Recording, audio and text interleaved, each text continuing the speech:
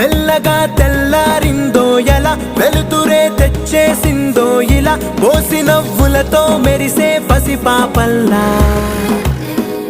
చేదతో బావులలో గలగల, చెరువులో బాతుల ఈతల కళ, చేదుగా ఉన్న వేపను నమిలే వేళ.